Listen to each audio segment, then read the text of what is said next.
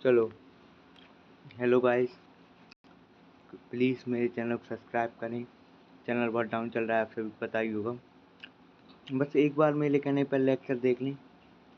अगर समझ में ना आए तो कभी भी मैं चैनल पे आप बोल देना, मैं वीडियो डालना ही बंद कर दूँगा। पहले electric charges and fields. Electric charges and field लेना है, जो कि इलेक्ट्रोस्टैटिक्स के अंदर आता है। इलेक्ट्रोस्टैटिक्स मतलब study of charge at rest, मतलब ऐसी ऐसी स्टडी जो रेस्ट के बारे में पढ़ती हूँ। अब आप पूछोगे चार्ज क्या होता है। चार्ज एक ऐसी प्रॉपर्टी होती है मटेरियल की, जिसकी वजह से वो इलेक्ट्रिक फील्ड प्रोड्यूस करता है और एक्सपीरियंस भी करता है। वो टाइप्स ऑफ चार्ज दो तरीके के होते हैं, पॉजिटिव नेगेटिव। और चार्ज की यूनिट होती है कूलाम।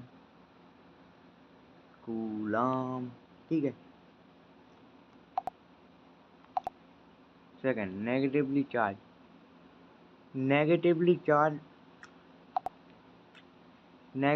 चार्ज को अपन इलेक्ट्रॉन भी कह देते हैं। और इलेक्ट्रॉन के ऊपर चार्ज रहता है -1.6 10⁻⁻19 कूलाम। और चार्ज ऑफ वन प्रोटॉन, और ये पॉजिटिव चार्ज होता है जितना इलेक्ट्रॉन का रहता है। चार्ज ऑन अल्फा पार्टिकल, ये पता है ना, अल्फा पार्टिकल का जो चार्ज होता है ना, ये क्वेश्चन में बहुत काम में आता है। क्वेश्चन सॉल्व करोगे आप तो ये ना दो प्रोटॉन के चार्ज के बराबर रहता है एक अल्फा पार्टिकल का चार्ज। अल्फा पार्टिकल क्या होता है, ये एक हीलियम एटम रहता है ना।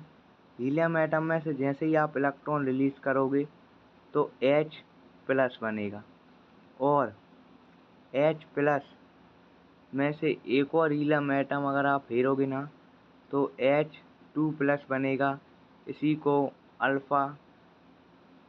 अल्फा पार्टिकल्स कहते हैं। ठीक है। और फिर आता है चार्ज ऑन न्यूट्रॉन मतलब देखिए, चार्ज पार्टिकल तीन तरह के होते हैं, न्यूट्रॉन, इलेक्ट्रॉन और आपको पता है प्रोटॉन। ये दोनों के बारे में अपन पढ़ चुके हैं। हम न्यूट्रॉन रहता है ना जिसके पास न्यूट्रल, उसी को न्यूट्रल कहते हैं। न्यूट्रल मतलब जीरो चार्ज उसके पास।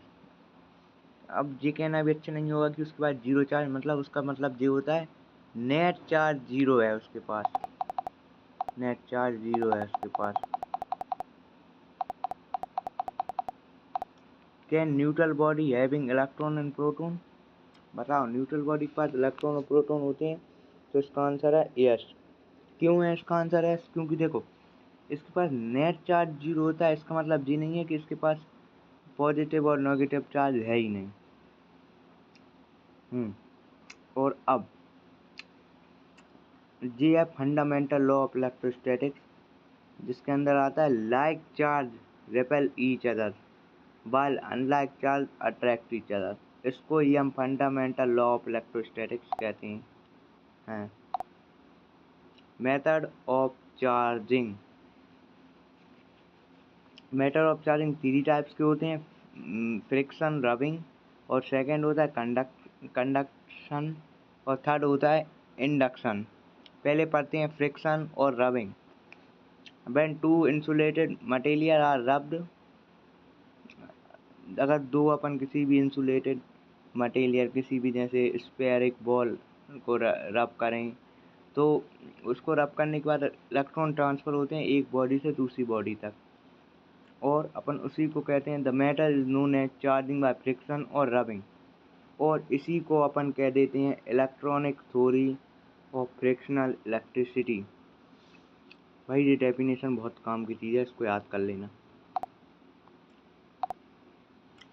चार्जिंग बाय कंडक्शन देखो, conduction charging of neutral object by contact with an already charge object. देखिए मतलब ये है 10 कूलाम का पहले से चार्ज बॉडी, और ये है न्यूट्रल बॉडी जिसका चार्ज है 0 कूलाम।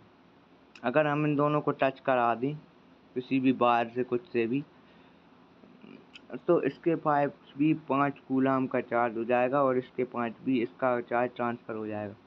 जिसके यहाँ से ट्रांसफ़र होगा ना चार्ज, उसको हम पॉजिटिवली चार्ज बॉडी कह देते हैं, और जिसके पास आएगा उसको नेगेटिवली चार्ज। ठीक है।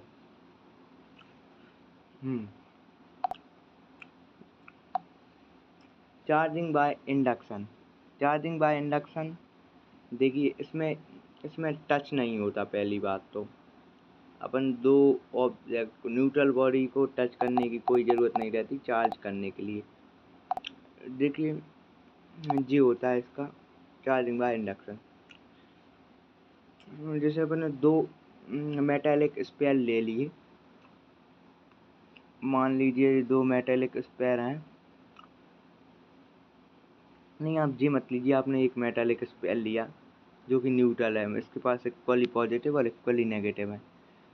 जैसे ही आप मान लीजिए आप पॉजिटिव चार्ज को इसके पास में लाते हैं ना, तो जैसे ही आप इसको पॉजिटिव चार्ज को इसके पास में लाएंगे तो नेगेटिव चार्ज इसकी तरफ अट्रैक्ट होगा, वाइल पॉजिटिव चार्ज इससे दूर भागेगा। जैसे ही नेगेटिव चार्ज अट्रैक्ट होगा तो इधर अपन अर्थिंग कर देंगे। इसकी अर्थिंग करते ही इलेक्ट्रॉन ट्रांसफ़र हो जाएंगे अर्थ के पास। इसी को चार्जिंग बाय इंडक्शन कहते हैं। फिर आती है प्रॉपर्टीज ऑफ चार्ज। पहली प्रॉपर्टी है additive property of charge. Charge can be added like scalar. Upon charge को ऐड कर सकते हैं स्केलर। जैसे 2 कूलम का चार्ज 2 कूलम चार्ज है, और 10 कूलम का चार्ज है, और -7 कूलम का चार्ज है, तो ये 7 कूलम का चार्ज हो जाएगा। जैसे 2 कूलम का चार्ज है, इसको अपन 3 कूलम के चार्ज के साथ जोड़ दें तो ये 5 कूलम का चार्ज हो जाएगा। ठीक है। कंजर्वेशन ऑफ चार्ज आपने पढ़ा होगा, conservation of mass can be neither be create not be destroy. इसी तरह रहता है conservation of charge. Charge can not be create और नॉट बी डिस्ट्रॉय। जैसे मैं आपको समझाऊँ, अगर ये एक आइसोलेटेड सिस्टम है जिसमें एक 2 कूलम का और एक 5 कूलम का चार्ज है, फिर मतलब आइसोलेटेड सिस्टम मतलब जिसका कभी भी डिस्ट्रॉय नहीं हो सकता। बाद में इसमें एक 3 कूलम का चार्ज रहता है, तो बताइए एक्स की वैल्यू क्या रहेगी। मतलब ये आइसोलेटेड सिस्टम है, कंजर्वेशन ऑफ चार्ज की वजह से 2 कूलम प्लस 5 कूलम बराबर होगा एक्स प्लस 3 के। ठीक है, तो 3 को साइड ले जाएंगे तो ये बचेगा 4।